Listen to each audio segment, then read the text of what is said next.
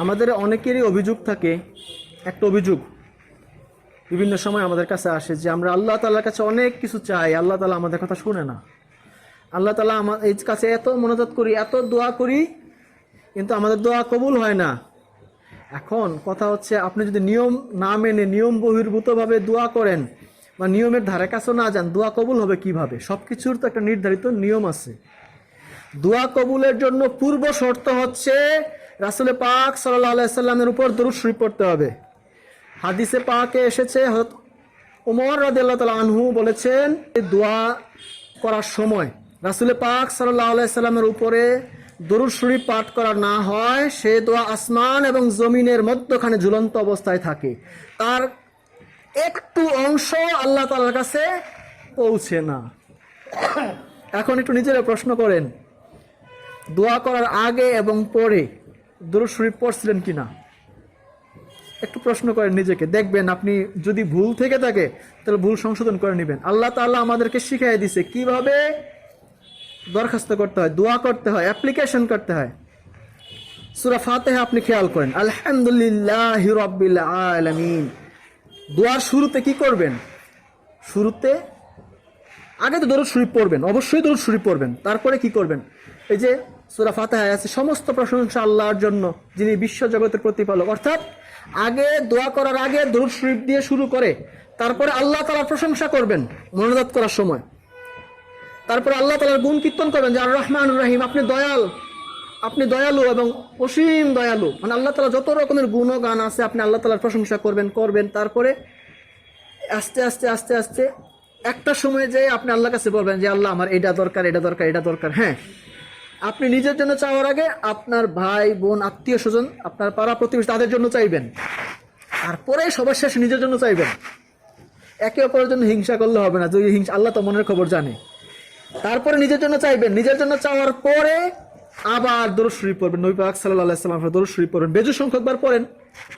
পরে আমিন বলে হাত দুটা মুখের মধ্যে এভাবে মুছতে হবে। দোয়া শেষ, ইনশাআল্লাহ দোয়া কবুল হবে। এবং দোয়া করার সময় একটা জিনিস সব সময় মনে রাখবেন, আমি আল্লাহর কাছে চাইছি, এখনো কেন হচ্ছে না, এরকম করা যাবে না, তাড়াহুড়া করা যাবে না। আল্লাহ তাআলা যখন মনে করবেন এটা আপনার জন্য প্রয়োজন, তখন আল্লাহ তাআলা দিবেন। এবং আপনার মনে এরকম বিশ্বাস থাকতে হবে যে আমি আল্লাহ তাআলার কাছে চাইছি, আল্লাহ তাআলা আমার কথা শুনছে। আল্লাহ তাআলা যদি মনে করেন যে এটা আমার জন্য প্রয়োজন, তাহলে আল্লাহ তাআলা এটা আমাকে দিবেন। আর মনের মধ্যে যদি সন্দেহ থাকে আল্লাহ কি শুনলো না, তাহলে কিন্তু এমনই থাকবো, দোয়া কিন্তু আর কবুল হওয়ার সম্ভাবনা থাকবে না। বিশ্বাস নিয়ে আল্লাহ তাআলার কাছে চাইবেন, আল্লাহ তাআলা যদি আপনার জন্য ভালো মনে করে আপনাকে আল্লাহ তাআলা দিবে। একটা জিনিস খেয়াল করেন, ছোট ছোট বাচ্চা কাচ্চারা অনেক কিছু চায়, পিতামাতা কিন্তু দেয় না, কারণ বুঝে এটা তার দরকার নাই, দিলে তার ক্ষতি হবে। একটা ছোট বাচ্চা যদি বলে আমার হাতে আগুন দাও, আপনি কি দিবেন নাকি? তার হাতে আগুন দিবেন? আগুন দিলে পুড়ে যাবে না? সে তো বুঝতেছে না এটা তার জন্য ক্ষতিকর। সেরকম বান্দা অনেক সময় জানে না আল্লাহ তাআলা এই জিনিসটা তারা কেন দেয় নাই। আল্লাহ তাআলা সব জানে, সব দেখতেছে, আপনার অতীত বর্তমান ভবিষ্যৎ সব জানে, বা ক্ষতি হবে, এই জন্য এটা আপনাকে আল্লাহ তাআলা দেয় নাই। আর আপনি মনে মনে আল্লাহর উপর রাগ, আল্লাহ আমার এটা দিছে না। বিষয়টা কেমন হইল? যাই হোক, মনে বিশ্বাস নিয়ে আল্লাহ তাআলার কাছে মোনাজাত করবেন, মোনাজাতে কান্নাকাটি করবেন। যদি চোখ দিয়ে পানি না আসে, অন্তত কান্নার অভিনয়টা হইলেও করবেন যে আমি চেষ্টা করতেছি, কান্না আসতেছে না। মন যখন কঠিন হয়ে যায় বান্দার, অপরাধ করতে করতে করতে করতে, তখন চোখ দিয়ে পানি আসে না। আর চোখ দিয়ে পানি না আসলে, কান্নাকাটি না করলে আল্লাহ তাআলার কাছে আপনি কি চাইবেন? আসলে আমি কি বলবো বলেন, কোন দিক থেকে বলবো? যে দিক থেকে বলতে যাই মনে হয় যে এই দিক থেকে বললেও, অনেকটা সময় নিয়ে বললে হয়তো আপনাদেরকে বোঝানো যাবে। দরবারে আসেন, দরবারে সময় দেন। দরবারে আসা, দরবার হচ্ছে একটা স্কুল। দরবারে মুরিদ হওয়া, বায়াত হওয়া মানে আপনি স্কুলে ভর্তি হলেন।